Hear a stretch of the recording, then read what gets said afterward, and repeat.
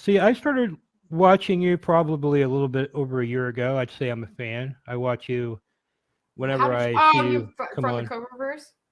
Yeah, and I had I kind of follow King Cobra, and I was shocked that he was calling into your show because I've actually been a part of some teams of people offering serious money, and we can't even get through to the guy. You know what I mean? Yeah. Or he won't even like respond, or he says he has some kind of, he always has some kind of excuse or whatever. Hmm. How did you get him on your show? First of all, were you So watching him, or was he watching you? no, Or I had no idea who he was. I was actually friends with GOTHIE, mm, and I had been friends with GOTHIE. She was part of the Kermit and Friends community, and I befriended GOTHIE almost 9 years ago, and I got very close to GOTHIE. It took a long time, um, mm, and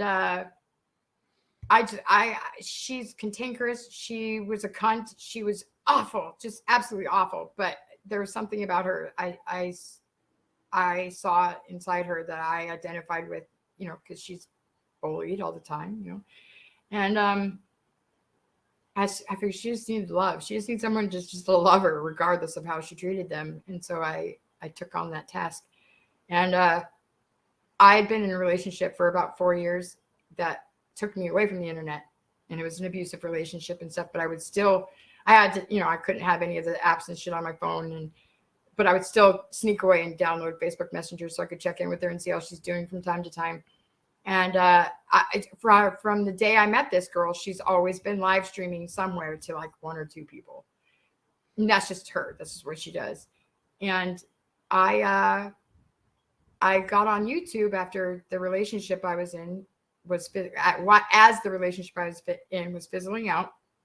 So I had a little bit more freedom, and I saw that she had like 50 people watching her live. And I'm like, what the fuck?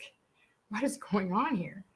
And so I popped up in her chat and I said, "What are you doing? This is amazing. Good for you." And she freaked out. She started to like cry and shit. "Oh my God, I'm so glad you saw. You're so proud of me." Da-da. And so she invited me to come up. And so I came up on the panel, and oh my God, I have not been fucking assaulted uh, by a group of people so ruthlessly and relentlessly as this group of these 50 people in this chat were hurling insults at me rapid fire. And I'm just like, oh my gosh, but it took me a second because I just go back to my usual, like the way I handle things like this, and I just roll with it. And I noticed that they were saying a lot of the same old fucking shit, crystal meth,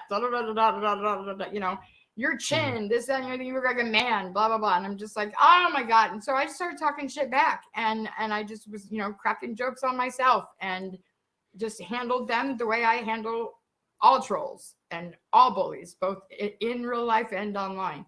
And it took about an hour and a half, 2 hours before the tide started to turn, and I kind of won them over. And Seizure Robot was in that chat and saw, witnessed the whole thing go down. And someone asked me if I had a channel. I said, yeah, I've got a channel. And I said, I want to try this out anyway, because I was thinking about getting back into streaming, and I've never heard of StreamYards, and I've never heard of, I'd like to see what this is all about. So they followed me over to my channel, some of them. Seizure Robot did.